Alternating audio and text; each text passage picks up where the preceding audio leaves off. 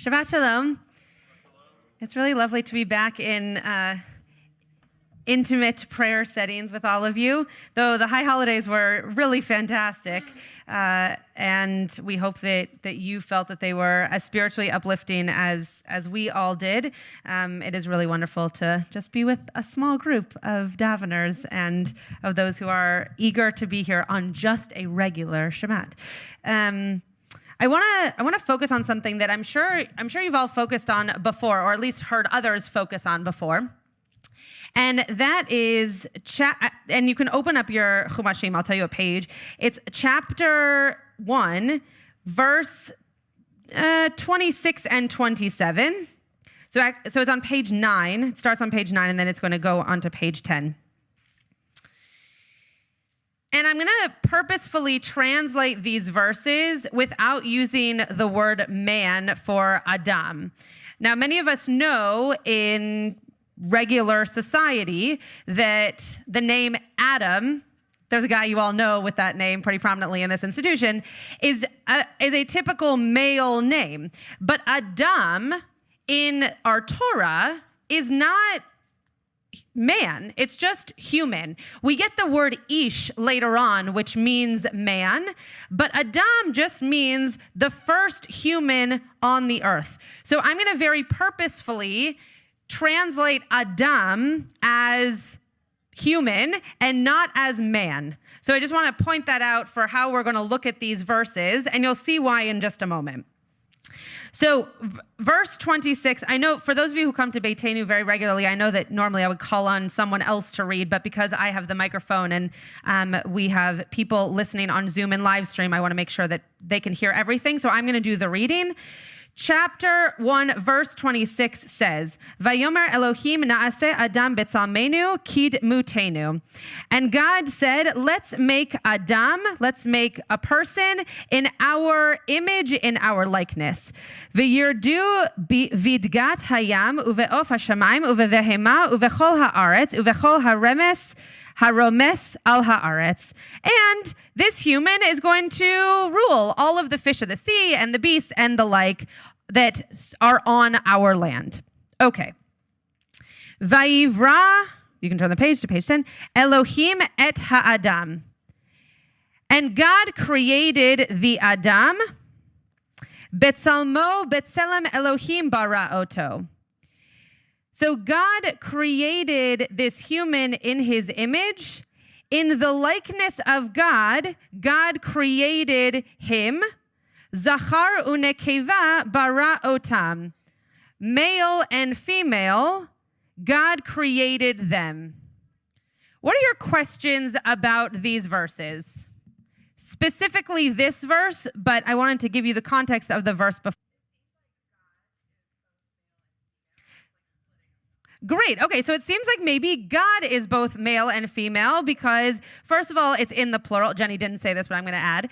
First of all, it's in the plural. And second of all, if you're making something in your image and you're saying it has these two parts, then I must also have those two parts because I am saying that I'm making this thing in my likeness. So if my likeness is Zachar and Nekeva, well, then so too is going to be the thing that I create. I saw another hand.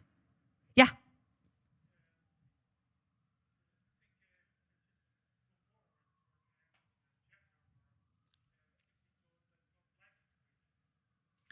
God doesn't like his creation? Okay. Uh-huh. Uh-huh.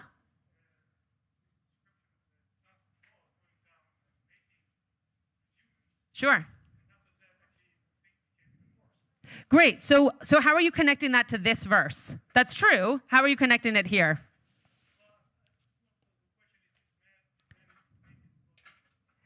Right. Great, perfect. Okay, so there's the connection. So the connection being made here is if God is making human in God's likeness, well then how come in just a few minutes we're going to hear that God doesn't really think that humans are all that, right? If humans aren't super great, then how are they being made in God's image? Great question. Yeah.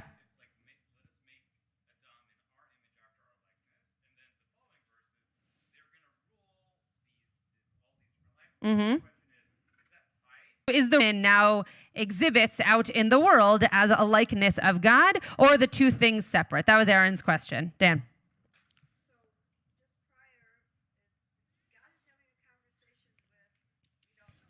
Uh-huh.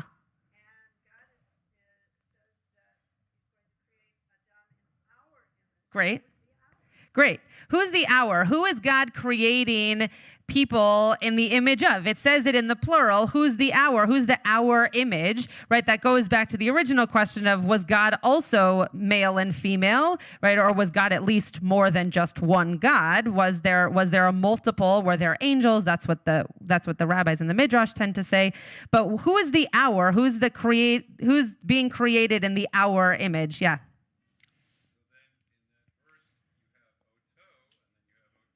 Great. Okay, so we're going to jump off of this particular kushia into the text study. I think Bonnie had the same question because I heard her say, yeah.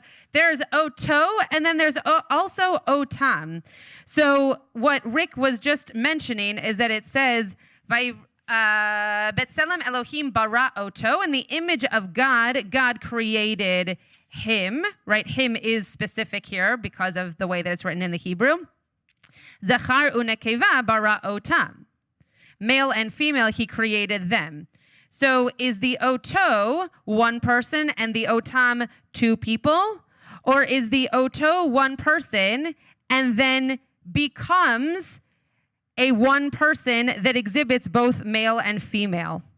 So we're going to look at that as my main kushia as well. And Cantor Tony is going to help me pass out these source sheets. Maybe, Joey, you can also help me pass out a few of these source sheets. You're just closest to me. Rabbi, do you mind passing these out?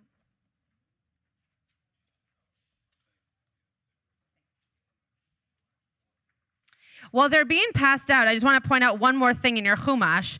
The part that Rick actually read today, chapter 5, you'll see in the first verses of the piece that he read, it says, again, many of you know there's two creation stories in Parashat Bereisheet. This is the middle of the second creation story, and it says here, Zachar unkeva bara'am, right, which is the same idea that male and female, they were created. So I just wanted to show that even in the second creation story, because I assumed that this might be a question that is brought up later, that it here too, that they are created together. Yeah, Rick? Yeah, beautiful. Right, and they're blessed. Great, and they're blessed also as Otam. Beautiful, thank you for adding that. Okay, thank you. So just because of time, we're not going to get through all of these sources, but I hope that you'll read through some of them. I want to point out that in our Torah, we very much in the creation story talk in binaries. We talk in sun and moon and light and dark and heavens and earth. Everything is a binary until we get to humans. And we explore that right now. What we are expecting in this first human is Zachar and Nekeva, male and female. Now, as we know from the creation story, when it continues on, we know that they were at some point split. So we know that there was one creation that became two creations. We hear in the second version of the creation story a different way that man was created, right? One was with a rib being taken out, or maybe a side. We can talk about that another year on Bereisheet, that the other person was created. Then in the other creation story, that there was the element of breath and of like what's the word I'm looking for? I'm thinking of like Play-Doh, taking them kind of from the same element and breaking them apart. So we know that there was a singular entity, this Adam, that became two. But here in the verses that we're looking at right now, that comes during this creation story of binaries, of opposites, that we are seeing here that in fact is just one thing. It's just one creation, one human that exhibits both, Zachar and Nekeva. So what Rashi says is male and female, God created them. I'm sorry, I didn't get rid of the he there. The he is God in that particular translation. And further on, it is said, and God took one of his ribs, is what I was just referring to. But according to a midrashic explanation, God created Adam at first with two faces, and afterwards God divided Adam. But the real sense of the verse is, here it tells you that both of them were created on the sixth day, but it does not explain to you how their creation took place. It's explained to you in another place, Rashi said. Rashi just wants you to keep learning. So how is Rashi describing this? Rashi is describing Zachar and Nekeva as having two faces. Okay, so the rabbis are going to explore these different ways of Zachar and Nekeva. Chizkuni, who's from 13th century, also from France, says that Zachar and Nekeva bara otam is that they were quite literally in the same body, male and female. When we get to the Or HaChaim in 18th century Morocco, he says, it also wants to tell us that God created Adam with two images. The first is the image that is recognizable in all humans, and even in humans that are empty of holiness. Right? Basically, what he's saying is not able to connect to the Torah, not connect to the rituals that are in front of us. About them, it states in God's image, the explanation of which is the image of the creature. And the second is the level of the happy ones, the people of Israel. He's unfortunately comparing Jews to non-Jews. I'm trying to compare them now to people who are connected to that which brings them spiritual fulfillment and those who do not. So you can choose who you agree with. The inheritance of God's field corresponding to those, it states, in the image of God, God created Adam. Behold, it comes to teach us that there are two images among the creations. So in each one of us, there are two creations. The image that is recognizable, that Adam is a human. We walk around this earth and no one wonders, oh, are you know that you are human? That doesn't mean that they know what you possess. That doesn't mean that they know what you believe, how you feel, how you experience the world. And then there's the image of God, which is spiritual and hidden. So then there's the part of you that is on the inside, that you have to choose to share. It's not the part of you that is obvious to the world, that you are a human, that you are walking around this earth like the others walking around this earth of our kind. But it's the inside part of you that you share that makes you unique. So that's a very different, a very beautiful, but a very different explanation of this. Now turn the page over. Radak in 12th century is very straightforward. He says, okay, Zachar Nekeva bara otam, that means things, but he's saying just like before, it seems very obvious to us that a human was made both male and female. Now, I'm not going to read the Yosef Karo piece, though it is quite interesting. And this is a diary that he kept that was put out in 1646. But I'll just give you the premise of it. He's basically referring to the possibility that a male can have a female soul and vice versa. That we can walk around in the world as presenting one way in our life that society defines us as, but on the inside of us, we might actually feel completely different. And again, even just saying male versus female soul is already characterizing stereotypes. But what it means is that you might feel different than the way that you are presenting yourself to the world. Now, we in the 21st century are very aware of this happening because we've been amongst people who have either based on their pronouns or based on transitioning to a different gender have said to us, I was born this way. I am presenting, however, and I feel and I am choosing to be in the world as what I feel on the inside of me, and that is this way. Abby Stein, who many of you have probably heard of, she also spoke at Temple Beth as part of one of our series at the beginning of COVID, grew up in the Hasidic world in Brooklyn as in a family as a Hasidic little boy and grew up to become a Hasidic rabbi, and then wrote really beautifully about how she always felt like she was a girl, that she always felt on the inside of her soul that that's who she was. And today she presents on the outside of her that who she feels on the inside, and that's who she is. And so one of the things that she speaks about, this is actually the underlying piece is actually her commentary on the Shulchan Aruch. One of the things that she so often speaks about is it's very clear to us that there are ways in which we can feel something on the inside, just like the Orach Chaim was saying on the other page, that we don't necessarily see on the outside. And it's our job to probably share more of that with the world so that we're more aware of the things that are on the inside that can affect how we are on the outside. Bereisheet Rabbah is a midrash from around the 6th century, and it says the following, and we're gonna actually finish with this, and I'm sorry that I've done it quickly and frontally. This is a topic that deserves much more attention and many more sources, but I also don't want to keep you all here until tomorrow. So Bereisheet Rabbah says, and God said, let us make Adam in our image, in our shape, which is interesting. Rabbi Yirmiyah ben Elazar said, when Hashem created Adam Harishon, the first human, he was created as both genders. Thus it is written, male and female did God create them. Rabbi Shmuel ben Bar Nachman said, when Hashem created Adam Harishon, God created Adam with two faces, one on each side. And when God made Chava, God split him along the middle, forming two backs. They challenged him, but it is written, and God took one of his ribs. God said to them, Mitzaltav doesn't mean rib, it means one of his sides, similar to that which is said, and to the tzela, to the side of the Mishkan, which is translated the side of the Mishkan. Rabbi Abby Stein writes here, the Midrash, classical Jewish exegesis, adds that the first human being formed in God's likeness was an androgynous, an intersexed person.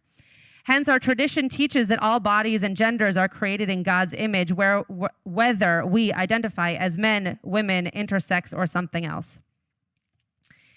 I wanted to bring this today, not because I think it's so not so new. It's not something that you've never heard before. It's not something that is enlightening, I hope, to your life nor to our community. But I want to bring it because I think it's remarkable that this is in the first chapter of our Torah. It is remarkable that in the first chapter of our Torah, we recognize that human dignity, that accepting a person for who they are, is more important than defining for them what they look like on the outside and therefore must be for us. It is extremely, extremely special that in our Torah, that the entire creation story is all about opposites and all about fish in the sea and birds in the sky and separation, separation, separation, separation. And then it comes to people and it's all about bringing everything together. We see it here in this Zachar Nekeva Bara Otam, and we also see it in Lo Tov Hiot Adam Levado. It is not good for a person to be alone. Right? We see all of these moments of bringing connection to people, making sure that for people there isn't that distance, there isn't that separation, that we step away from those binaries of the rest of creation and recognize that within a person, there are many different aspects to who that person is, to what makes that person up. There was a blessing that was written for transitioning genders by Rabbi Eli Kukla. I'm not sure if I'm saying that name correctly, but it's on the back of your sheet. And it's 3 different blessings that you know from different places, but they're put together to be this blessing of transitioning genders. And it says, Baruch atah Adonai Eloheinu melech haolam hama'avir le'ovrim.